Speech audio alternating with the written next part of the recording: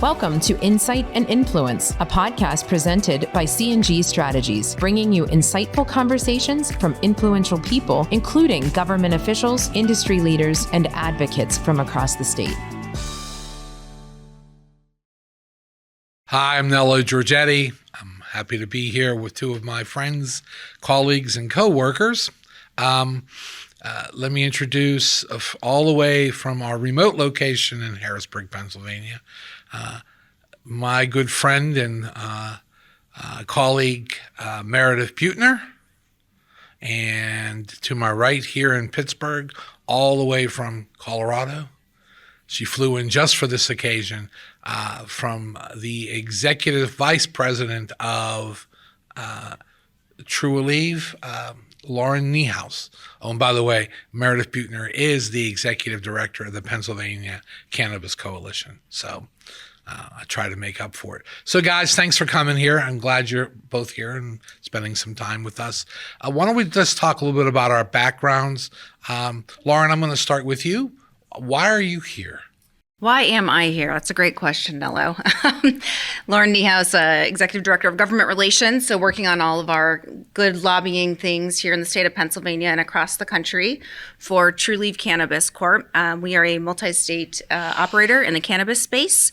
Our home state is Florida, and we currently operate in 8 states, of course, the Keystone State being one of our priority states for the company.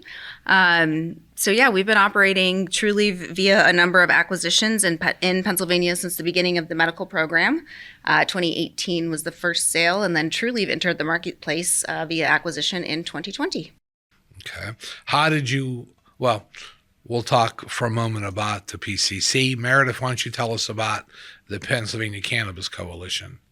Sure. My name's Meredith Buettner. I'm the Executive Director of the Pennsylvania Cannabis Coalition. We are a trade association for the cannabis operators here in Pennsylvania. We represent folks of all permit types, dispensary operations, grower processors, clinical registrants, and then ancillary businesses that help us deliver medicine to patients here in Pennsylvania. We have 2 primary focus. We're focused on government legislative affairs and trying to change the laws that impact the cannabis industry here in Pennsylvania, and then regulatory affairs, how those laws are actually put into practice here in Pennsylvania, and making sure that there's not so much red tape that it's impossible to operate here. So those really are the things that we're focused on, and working with members like Lauren and their teams to advance those cannabis priorities here in Pennsylvania. So one more personal question for both of you. What did you do before you came to work for Trulieve and before you came to work for PCC? There's a BC before cannabis, as we say. I spent a decade working with state attorneys general via the Attorney General Association, working on various matters from policy to rule of law development in other countries, and doing a lot of legal work with all of our state AGs, including various attorneys general from Pennsylvania during my time there. So yes. You met our governor back when he was just the AG. That is indeed correct. Indeed. And what about you, Meredith? I spent a decade as a political operative here in Pennsylvania. So working to get officials elected at all levels of government, from local government up to fundraising for presidential candidates when they came into Pennsylvania to raise money. So primarily in southeastern Pennsylvania. And that's what I did for about a decade before then. And prior to that, I did some Chamber of Commerce work, which introduced me to kind of the trade association work that I do now. Okay. So tell me, ladies, Pennsylvania is almost completely surrounded now by adult use states, except for West Virginia, which I guess when you're in Pennsylvania, you can always look down your nose at West Virginia. However, why don't we have adult use in Pennsylvania? Isn't that the magic question? That is the magic question. Really loaded question. Now, yes, you could go on for a long time. But how about this? How about we start with what is the current state of medical cannabis in Pennsylvania? How many patients do we serve? What are some of our successes? What are some of our issues? And then let's move into adult use. How's that sound? Sure. Meredith, go ahead. Yeah. So right now we have a pretty robust and mature medical marijuana market here in Pennsylvania. We currently have about 450,000 patients enrolled here in Pennsylvania. We have 190 some operational dispensaries, about 35 operational grower processors here in Pennsylvania.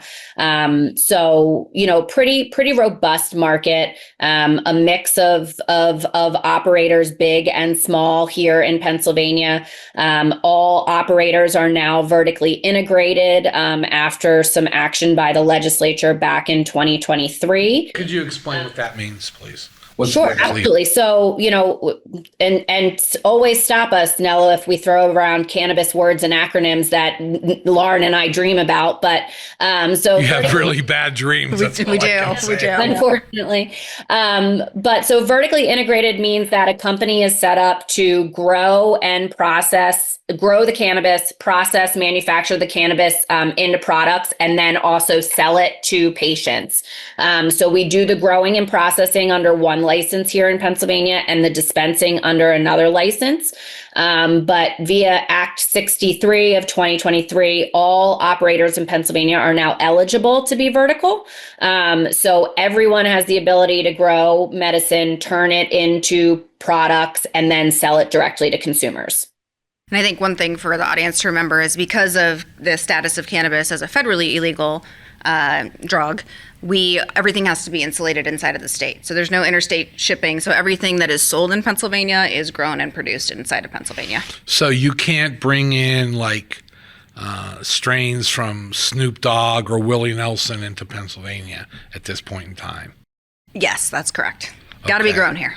So the actual products that you sell, tell me a little bit about what you would find in a dispensary. One of the major concerns, we'll talk about the illegal market shortly, but what do you sell? What are the products? Yeah, from a retailer standpoint, what's key in a medical program is methods of administration, how people can consume their medicine.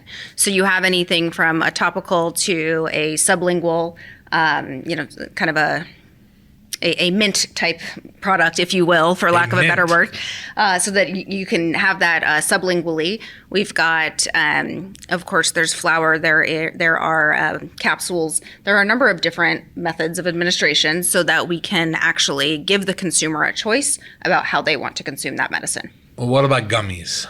So we don't sell traditional gummies. We sell what Lauren was talking about, a sublingual product, right? So we want to make sure that patients have an option for that route of administration, that oral route of administration.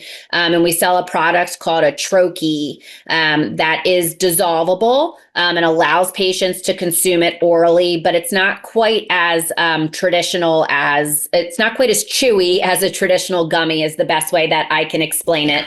It's more like a cough drop? That would be. Yeah, we sell a lozenge, like a cough drop too. It's more like a, I don't know. It's not going to get quite stuck in your teeth like a gummy bear would. It kind of more dissolves. I'm not exactly. I think dissolvable is the right way.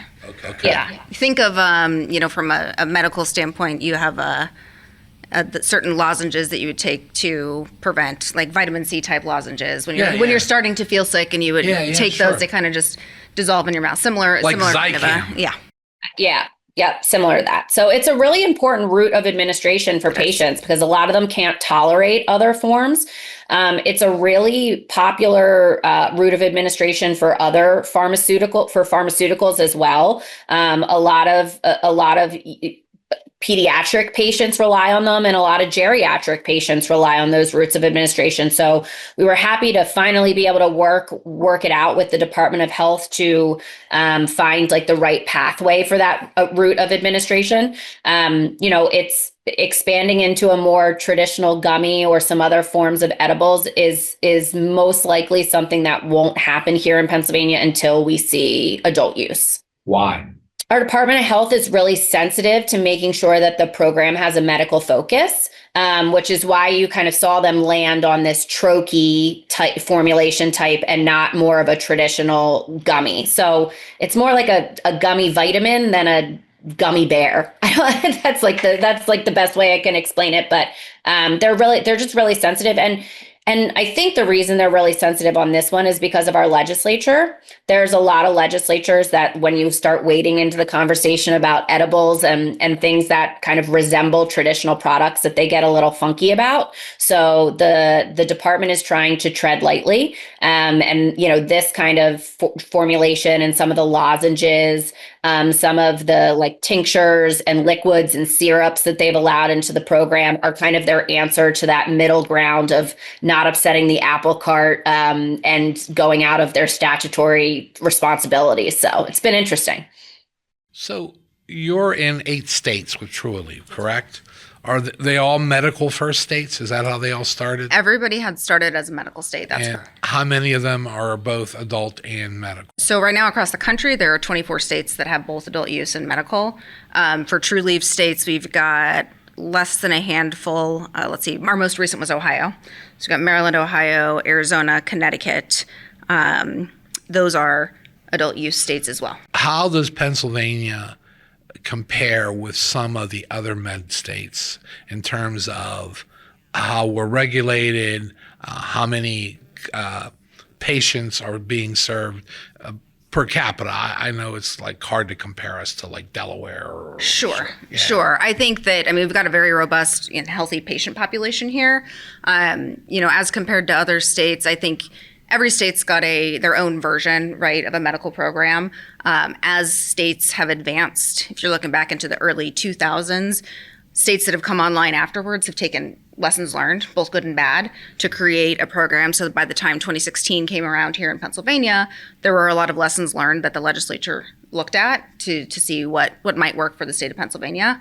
When we're looking at, discussing which states have added an adult use program. I say added, not replaced, because every state still has a medical program that also has an adult use program. You're really looking at expanded access. And that may be because somebody doesn't necessarily qualify under one of the statutory qualifying conditions, which would allow you to get a medical card in Pennsylvania, and or for whatever their personal reasons are, may not want to be a medical card holder. That ties you to a database inside of the Department of Health. And so folks have differing reasons, and we've seen success in many markets with both programs running alongside one another. A key differentiator really comes down to the taxation piece. Big believers that medical is treated as medicine and is not taxed. An adult use product, also known as a recreational product, would presume to be taxed, as has each of those other 24 states. They've taxed their adult use products. Is there a Second Amendment issue also? We're from Pennsylvania after all, and we're based in Western Pennsylvania here at C&G Strategies, where, the day after Thanksgiving the Monday after Thanksgiving is a state holiday essentially for deer hunting. Isn't there a problem with using what is basically a federal narcotic and being on record as using it and keeping or gaining a gun permit? Yeah, so the issue is at the federal level. And we really, I've actually had a lot of conversations with senators on both sides of the aisle here in Pennsylvania about this issue. And really, at the end of the day, we need a change at the federal level to correct this. And until then, there's not necessarily a workaround. So that's why we really work closely with our national partners on the rescheduling piece in Washington, the movement of cannabis from a Schedule I drug down that schedule, hopefully to Schedule III, or better yet, completely descheduled, would change how we look at the Second Amendment piece. But until then, we really don't have a legal workaround for that. What else is considered a Schedule I besides marijuana? Oh, heroin is the best example. So right now, under the Controlled Substances Act, which this dates back decades, cannabis is a Schedule I on the Controlled Substances Act, which does treat it with no medical value in the same category as heroin. There is an administrative action underway that was kicked off by the prior presidential administration that is still working its way through the process that, to Meredith's point, would move cannabis to a Schedule III, other Schedule III drugs that are very common, you think of Tylenol with codeine. Okay. So when you're trying to compare cannabis, the FDA, the Health and Human Services has found that there is medicinal benefit to cannabis, which we all know, which a lot of the research shows. But we got to kind of take these incremental steps with the federal government, which ultimately will help in the states who are still on the fence with both medical and or adult use programs. So let's go back to the original question that started this all off, which is, why don't we have adult use in Pennsylvania? Well, I think we can just start by piggybacking off of that last conversation, right? One of the objections we hear on a pretty regular basis in the building over my shoulder here is that there's a desire for the federal government to take action first prior to our legislature taking action first. Now, I know, Nello, we've had plenty of conversations that we just think that's a big old excuse, right? But I do think, there's been this kind of feeling amongst the industry and supporters that we would see rescheduling happen over like the last 2 years, and it hasn't happened. I think we're re-optimistic again some days, and then by the end of the week we might not be again, but we go back and forth on rescheduling. But I do think that rescheduling and the federal government taking some action will, kind of knock down one notch of getting adult use done here in Pennsylvania. So it's kind of a minor one in some of our other obstacles here, but it definitely is an obstacle to getting it done. Yeah, and I think, we look at, obstacles but opportunity, right? And public sentiment has never been so high, not only nationally, but in the state of Pennsylvania for allowing adults to choose what they want to do, right? So I think we've had some polling, we have had some polling nationwide that shows, 60, 70, 80%, depending on who's polling and who they are polling, registered voters, obviously being a very representative sample. You've got 60+% of registered voters across all political spectrums wanting adult use, wanting recreational. When you say just medical, that number jumps into the 90s. In Pennsylvania specifically, you've got 70+% of folks polled who want to see adult use legalization. And we don't know the reason for everybody, but a lot of it is, I'm an adult, I get to choose what I want to do. I want to do it responsibly. I want to choose in a regulated manner, which is one thing that both the medical and a future adult use program offer here, is regulated, safe, tested access for those who choose to consume. So that doesn't fly for me. I'm sorry about this whether it's a category 1 or 3, because we have almost half the country that doesn't care. I just think this is just this is my personal opinion, this is just another excuse not to deal with this particular issue. Well, and Nello, I think the excuse is even available here to our legislature because we are unique in that we have a divided legislature, right? So we have a House of Representatives very thinly controlled by Democrats. Some days, if we have a resignation or something like that, they may not even have an actual majority, right? It's a razor thin margin. And then we have a Republican Senate, which we have seen get their majority be chipped away at, but they still have a solid majority. And then we have a very ambitious Democratic governor, right? So we have a really interesting kind of unique political starting point for this conversation where you have the Democrats who are generally supportive of adult use, wanting to move cannabis policy in a certain way, and in a way that's almost offensive to the Republican legislature, right? Whether it should be or not, they don't look at this issue even remotely similar to the House Democrats do. And then you have a governor who is very, very ambitious and very focused on, his motto here is, get stuff done, insert explicit where I said stuff, but, he's very focused on certain things. And we haven't seen him kind of join forces with the House Democrats to advance this policy. So our political climate has made the situation very, very interesting for the last couple of years. Yeah. It's making it interesting right now in Pennsylvania because here we are in August and we still don't have a budget, which is constitutionally mandated to be done by June 30th. And a lot of those divisions clearly are coming into play. But I would say we have an adult market in Pennsylvania, right? It's not a market that I would prefer, like, to see my sons use some of these products. I mean, let's talk a little bit about the flourishing of these Delta 8 and Delta 9 shops, and what's the difference between 8 and 9, and what kind of crazy stuff are they putting into these products? I mean, Philadelphia Inquirer had a huge article on some of the testing that was done. So, yeah, I think to kind of give some history, the 2018 Farm Bill, the federal Farm Bill, yep, Okay.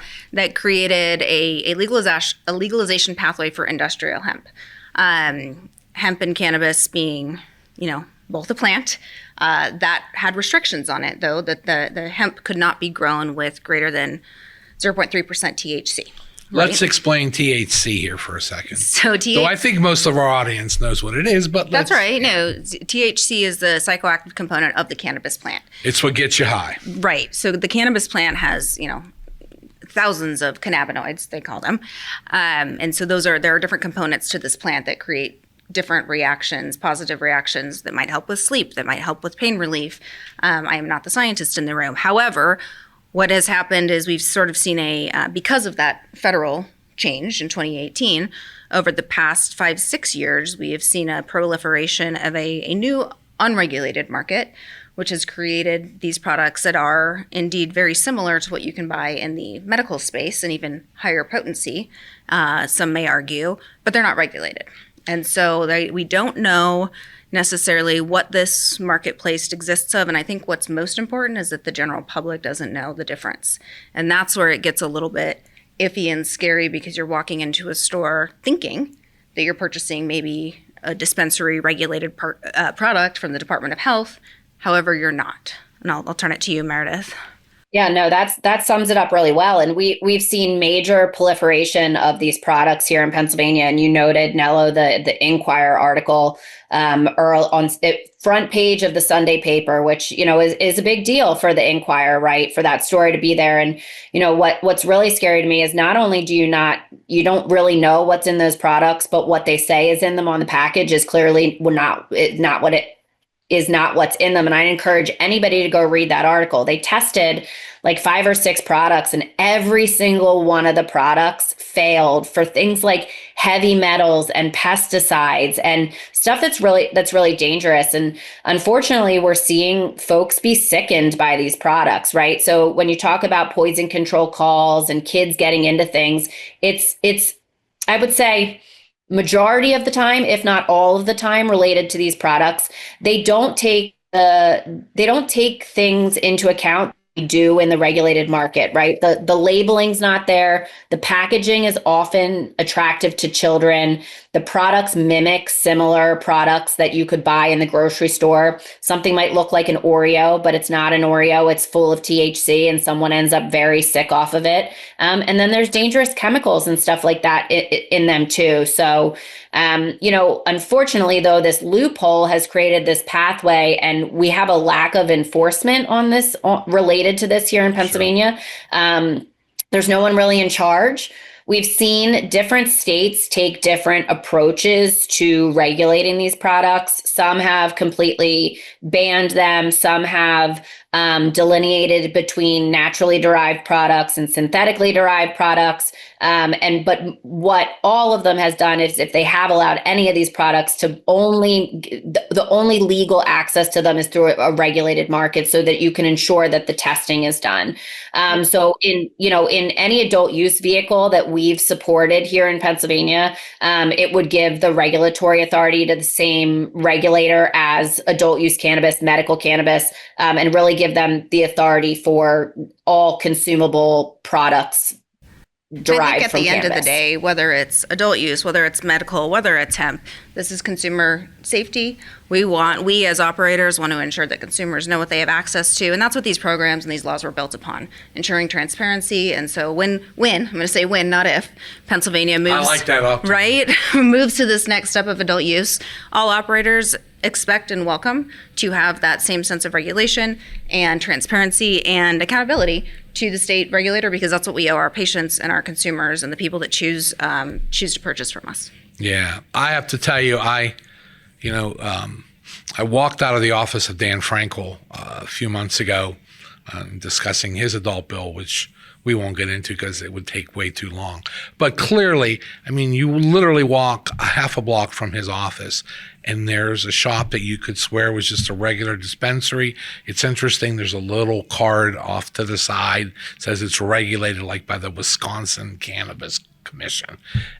Really? Come on. But nonetheless, that's the state of the state when it comes to cannabis. I appreciate the time you ladies took with us today. And I learned a lot, and hopefully the folks who are watching this podcast will learn a little bit too. Thank you again. Thank you for having us. Thanks, Meredith. Thank you, Lauren. Of course. All right. Thank you, Nello. Thank you for tuning in to this edition of Insight and Influence. To learn more about C&G strategies and to access previous editions, visit our website at cgstrategiespa.com.